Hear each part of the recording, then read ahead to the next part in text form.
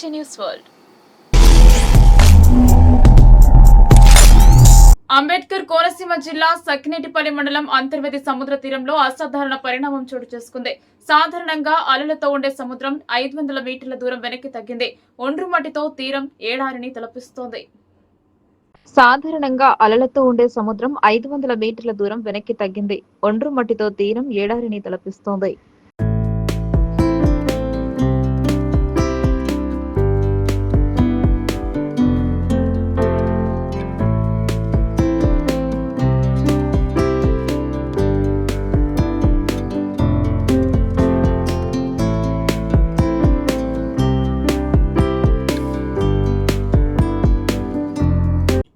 తనకు కిచ్చనగరి లక్ష్మారెడ్డికి ఎలాంటి విభేదాలు ఉండబో అని మహేశ్వరం నియోజకవర్గానికి చెందిన సీనియర్ కాంగ్రెస్ నేత సిరిగిరిపురం మోహన్ రెడ్డి నడికడ స్పష్టం చేశారు.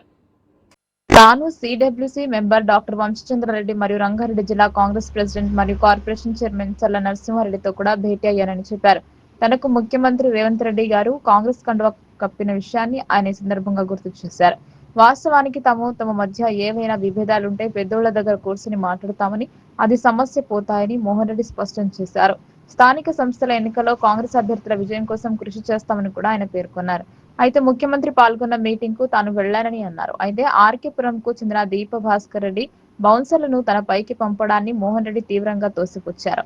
భాస్కర్ రెడ్డి బౌన్సర్లను తెస్తారని భావిస్తే రాము కూడా వాటిని ప్రతిఘటించేందుకు సిద్ధంగా ఉండేవాళ్లమని, అంత చేతగాని వాళ్ళం కాదు అని కూడా మోహన్ రెడ్డి స్పష్టం చేశారు.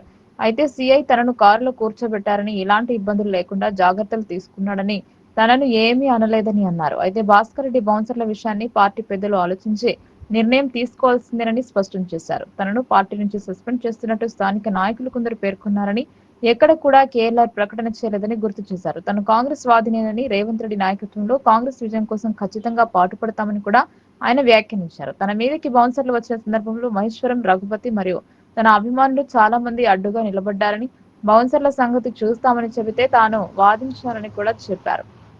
ముఖ్యమంత్రి కార్యక్రమం సజావుగా సాగాలని తాను కోరుకున్నానని, ఆ విధంగా తాను కూడా సహకరించిన విషయాన్ని ఎడమ మోహన్ రెడ్డి గుర్తు చేశారు. తెలంగాణలో ఉన్న కాంగ్రెస్ పార్టీ నా అభిమానులందరికీ,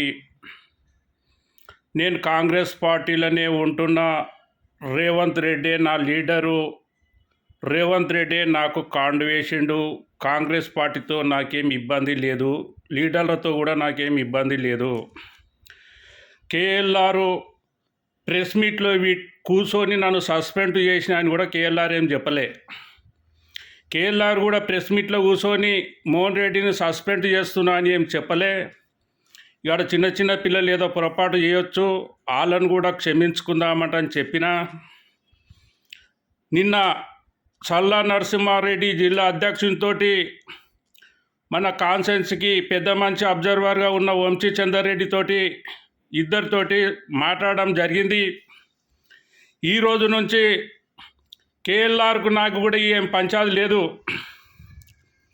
ఈ రోజు నుంచి కేఎల్ఆర్ మధ్యన నా మధ్యన కూడా పంచాదేం లేదు.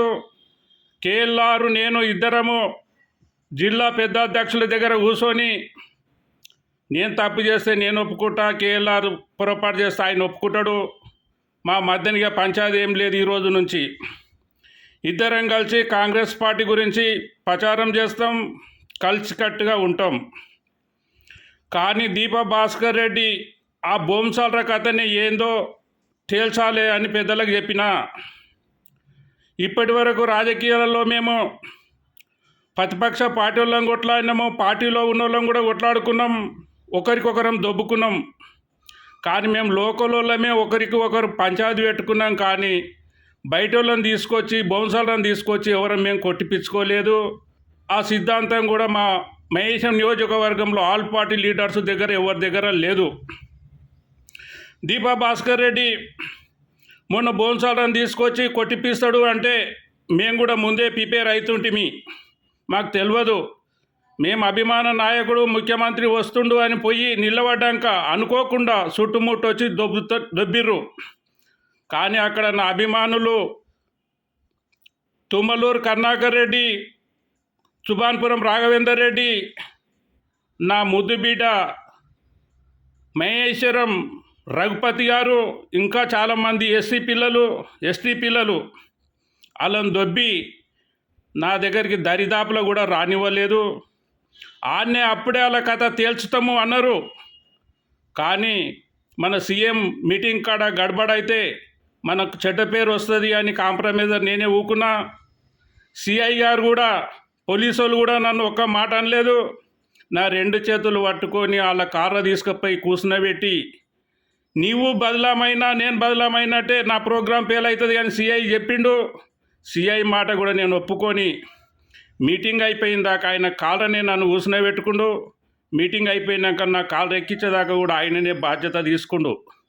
పోలీసు వాళ్ళు కూడా నన్ను ఒక్క మాట అనలేదు, మా లీడర్ కూడా ఒక మాట అనలేదు. కానీ దీప భాస్కర్ రెడ్డి బోంసాల కథ ఏంది, ఇప్పటికైనా కూర్చొని మాట్లాడి మంచిగా ఉందామా, లేదు అదే బోంసాలతోటి తేల్చుకుందామా, లేదు అదే మహేశ్వరం మీటింగ్లో మా లోకలతోటే తేల్చమంటావా? దీప భాస్కర్ రెడ్డి డిసైడ్ చేసుకో. ఫస్ట్ అయితే నేను కూర్చొని మాట్లాడి మంచి సంప్రదాయంగా పోదాం అనుకుంటున్నా. ఇప్పటికైనా కాంగ్రెస్ పార్టీలో ఉన్న పెద్దలందరూ ఆలోచన చేసి ఒక దగ్గర కూర్చునబెట్టి మంచి నిర్ణయం తీసుకుందాం, కాంగ్రెస్ పార్టీని గెలిపిస్తాము అని మీ అందరి అభిమాన నాయకునిగా, ఆల్ పార్టీ లీడర్సు అభిమాన నాయకునిగా తెలియజేస్తున్నా. హైదరాబాద్ లో ఇటీవల వెలుగు చూసిన భారీ సినిమా వైరస్ రాకెట్ పై నగర పోలీసులు ఉక్కుపాదం మోపారు. ఈ నేపథ్యంలో సినీ పరిశ్రమ పెద్దలతో హైదరాబాద్ నగర పోలీస్ కమిషనర్ సివి ఆనంద్ సోమవారం ఒక ఉన్నత స్థాయి సమావేశం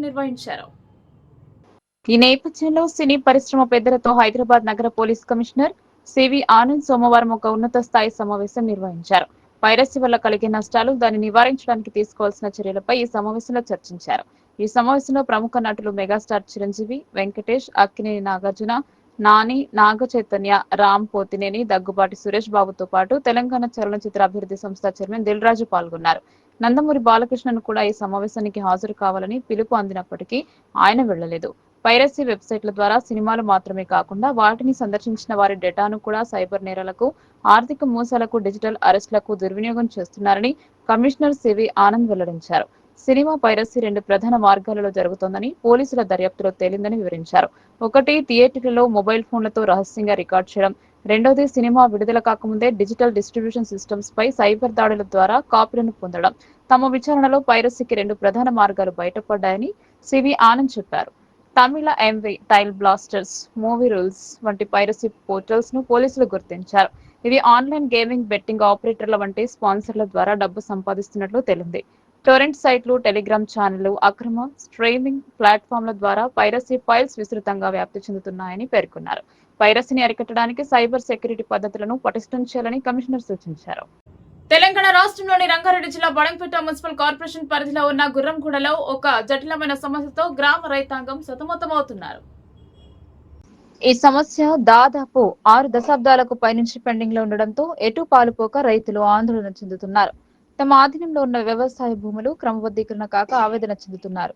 కనీసం ఆ భూమిని ఉప్పల్ బగాయత్ తరహాలో లేఅవుట్ చేసి అభివృద్ధి చేయాలని, తమకు ప్యాకేజ్ ఇవ్వాలని కూడా వారు కోరుతున్నారు. దీనికి సంబంధించి గుర్రంగూడ రైతాంగం రాష్ట్ర ముఖ్యమంత్రి రేవంత్ రెడ్డి మరియు రంగారెడ్డి జిల్లా ఇన్ఛార్జ్ మంత్రి శ్రీధర్ బాబు మరియు మహేశ్వరం నియోజకవర్గ ఎమ్మెల్యే సబితాంధ్రరెడ్డికి రంగారెడ్డి జిల్లా కలెక్టర్ కు ప్రత్యేకంగా విజ్ఞప్తి చేస్తున్నారు. తమ ప్రభుత్వం రైతాంగ పక్షపాతి అని ముఖ్యమంత్రి ఇప్పటికే ప్రకటించారు. అదే మాటకు కట్టుబడి తమ భూముల విషయమై న్యాయం చేయాలని గుర్రంగూడ రైతులు రేవంత్ రెడ్డికి విజ్ఞప్తి చేస్తున్నారు. వాస్తవానికి నాదిరిగుల్ రెవెన్యూ పరిధి గుర్రంగూడలోకి వచ్చే సర్వే నెంబర్ 92లో దాదాపు 100 ఎకరాలు రైతుల ఆధీనంలో ఉంది. అందులో దశాబ్దాలుగా ఇప్పటికీ రైతులు వ్యవసాయం చేసుకుంటున్నారు. ఆ భూములనే జీవనాధారం చేసుకుని గడుపుతున్నారు.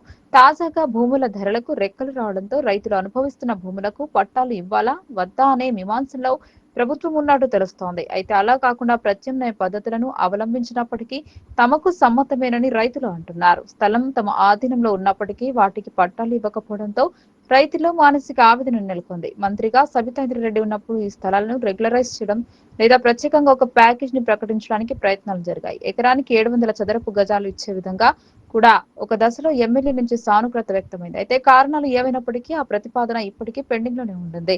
గుర్రంగూడ ఇప్పుడు హెచ్ఎండిఏ పరిధిలో ఉంది. బాగాయత్ లేఅవుట్ మాదిరిగా రైతుల భూములను తీసుకుని అభివృద్ధి చేస్తే ఈ ప్రాంతానికి ఎంతో కలిసి వస్తుందని కూడా రైతులు అంటున్నారు.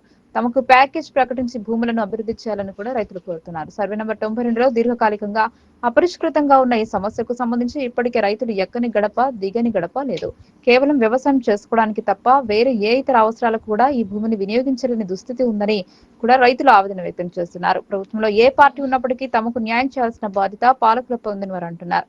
ముఖ్యంగా తెలంగాణ రాష్ట్ర ముఖ్యమంత్రి రేవంత్ రెడ్డి మరియు రంగారెడ్డి జిల్లా ఇన్ఛార్జ్ మంత్రి శ్రీధర్ బాబు మరియు రంగారెడ్డి జిల్లా కలెక్టర్ మరియు మాజీ హోం మంత్రి స్థానిక ఎమ్మెల్యే అయిన సబితా ఇంద్రారెడ్డి ప్రాతిపదికన సర్వే నెంబర్ 92లోని భూముల సమస్యలను పరిష్కరించి రైతులకు న్యాయం చేయాలని గుర్రంగూడ రైతాంగం కోరుతోంది.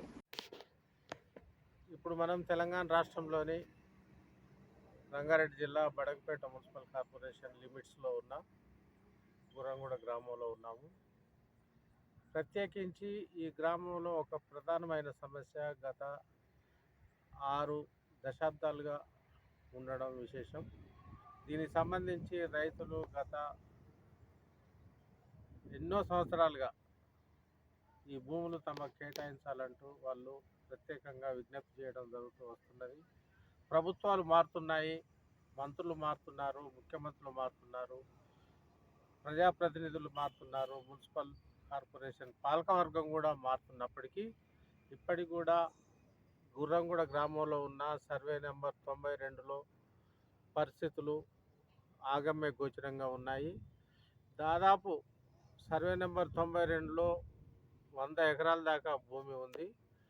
గత 1954 అంటే గత 7 దశాబ్దాల నుంచి ఇక్కడ స్థానిక రైతులు, గ్రామస్తులు భూమి సాగులో ఉండడం జరిగింది.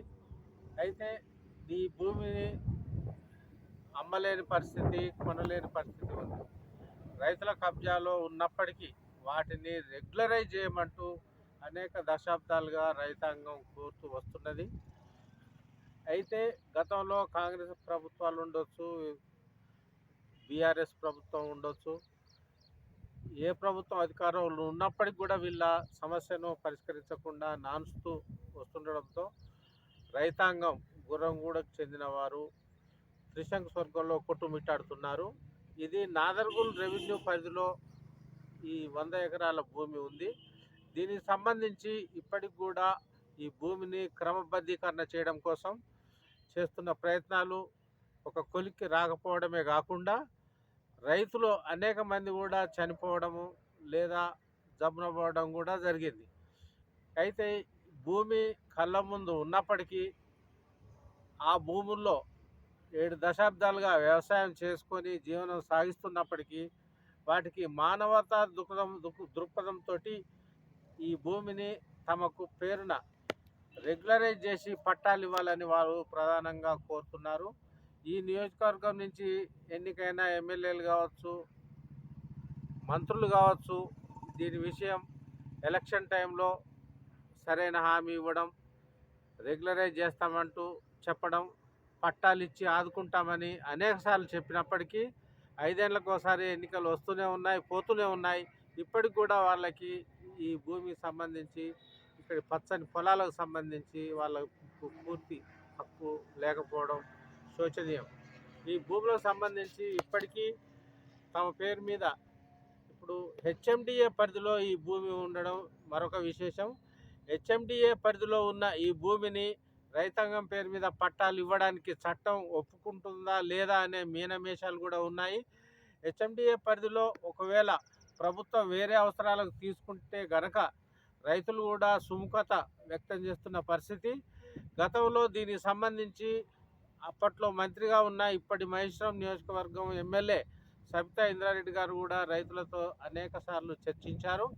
అయితే ఎకరానికి ప్రభుత్వం భూసేకరణ జరిపి మొత్తం భూమిని వేరే అవసరాల కోసం లేఅవుట్ చేసి ఉప్పల్లో బాగ్ హయత్ లేఅవుట్ మాదిరిగా లేఅవుట్ చేసి హెచ్ఎండిఏ అవసరాలకు వాడుకుంటే కనుక తొలుత 500 గజాలు ఎకరానికి ఇస్తామని ఒకసారి, 600 గజాలు ఇస్తామని ఒకసారి, చివరికి సబితా ఇంద్రారెడ్డి గారు మొత్తం 700 ఎకరాలు, 700 చదరపు గజాలు ఎకరానికి ఇస్తామనే మాట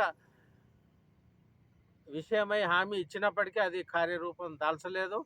దీనికి సంబంధించి ఇప్పటికి కూడా ఆ విషయం పెండింగ్లోనే ఉండడంతో అది ఇప్పట్లో తమ పేరు మీద పట్టాలు అయ్యేనా అనే ఆందోళన ఇప్పుడు రైతుల్లో నెలకొంది. ఈ భూమి ఉండడం వల్ల ఏదైనా అవసరాలకు కావచ్చు, ఈ పట్టాలు అనేది వీళ్ళ మీద పూర్తి స్థాయి హక్కు లేకపోవడం వల్ల ఒక పెళ్ళిళ్ళకు కానీ ఇంకేదైనా అవసరాలు కానీ అమ్ముకోలేని పరిస్థితి కూడా ఉంది. దీనికోసం రాష్ట్ర ప్రభుత్వం ముఖ్యంగా ముఖ్యమంత్రి రేవంత్ రెడ్డి, జిల్లా ఇన్ఛార్జి మంత్రి శ్రీధర్ బాబు గారు ప్రత్యేకంగా చొరవ తీసుకోవాలని వారు ప్రధానంగా కోరుతున్నారు రైతాంగం. ముఖ్యంగా దీనికి సంబంధించి గతంలో హార్డ్వేర్ పార్కు నాదర్గూల్లో కూడా వేరే సంఘటనలు జరిగాయి. ఈ భూమిని కూడా ప్రభుత్వ అవసరాల కోసం తీసుకుంటే కనుక ఏదైనా ఉప్పల్ బాగ్ హయాత్ లేఅవుట్ లాగా చేసి ఇక్కడ రైతులను కూడా ఆదుకోవాలని, దీనికి ఒక స్పష్టత ఇవ్వాలని వారు ప్రధానంగా కోరుతున్నారు. కెమెరామెన్ ఆకుల నరసింహరావుతో ఉప్పు వీరాజనేలు, సైబరాబాద్, రంగారెడ్డి జిల్లా.